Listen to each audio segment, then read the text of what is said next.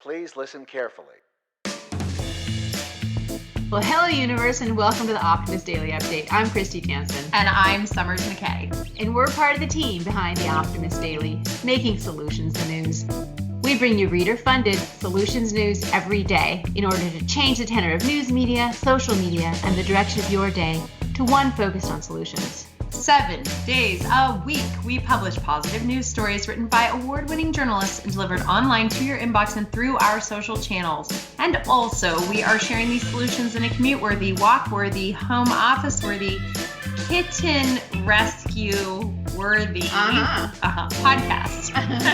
Today is Friday, the 4th of June, 2021. So, Kristy, what'd you do this morning?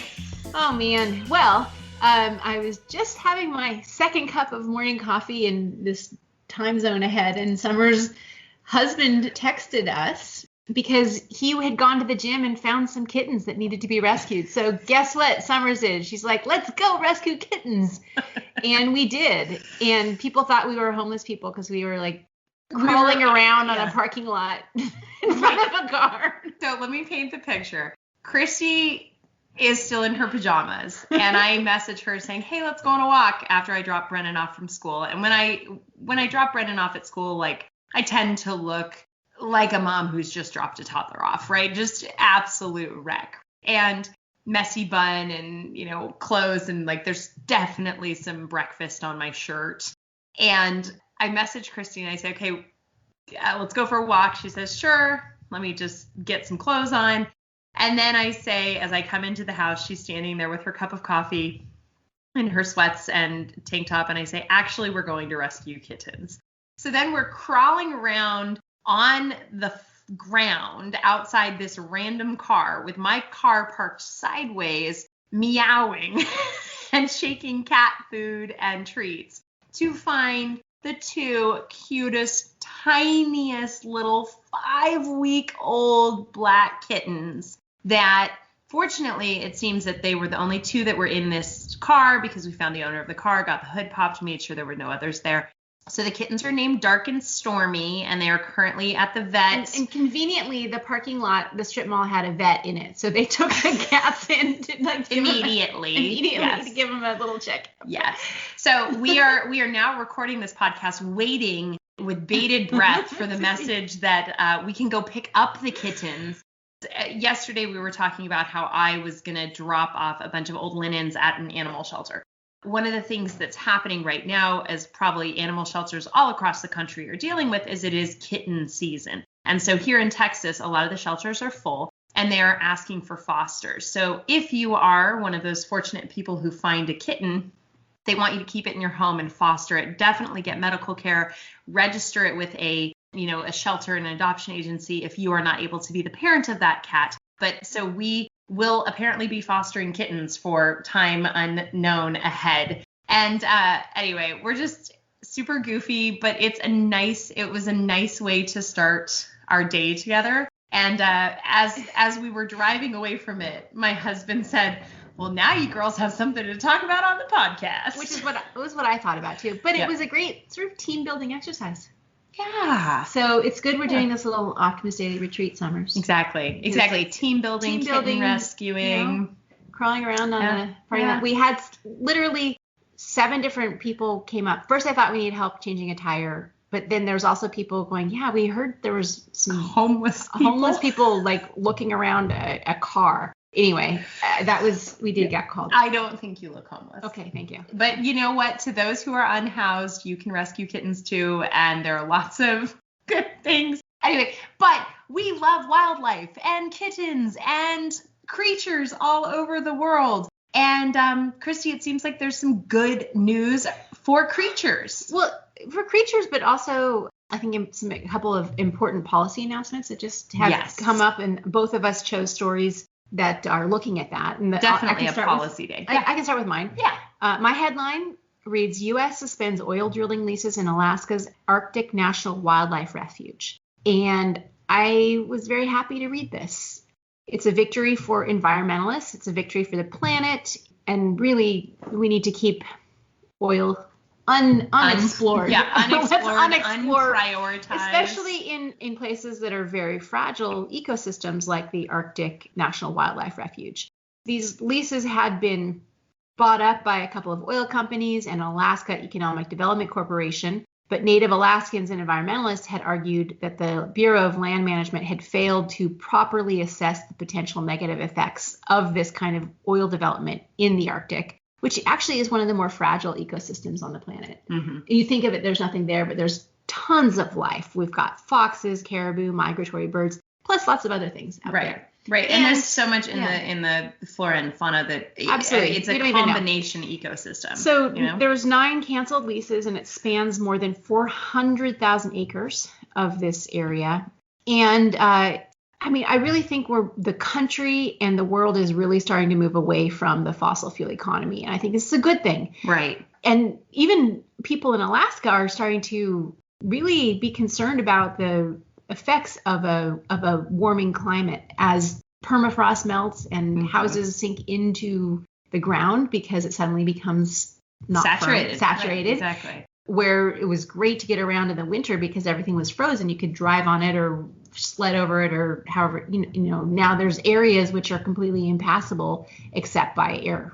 Yeah, I've spent a fair amount of time in Alaska in my life, and well, not that much time, but I've spent some time in Alaska, and it is beautiful, wild, untethered land. The folks in Alaska generally are very, very focused on maintaining the beauty and wild of Alaska.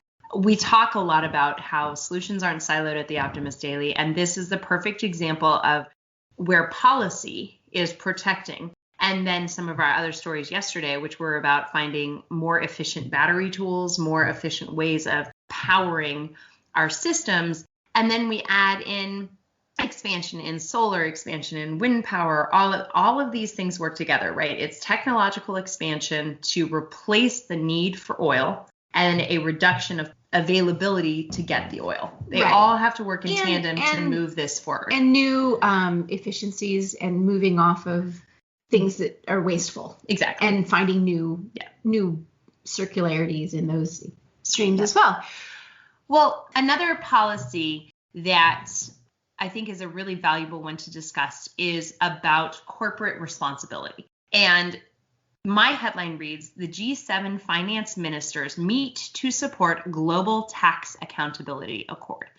We know that there's tremendous wealth disparity that has increased dramatically since the 80s. We have a huge wealth disparity issue. We have a huge housing issue across the world. The global pandemic has only made this worse, including, additional financial crises like 2008.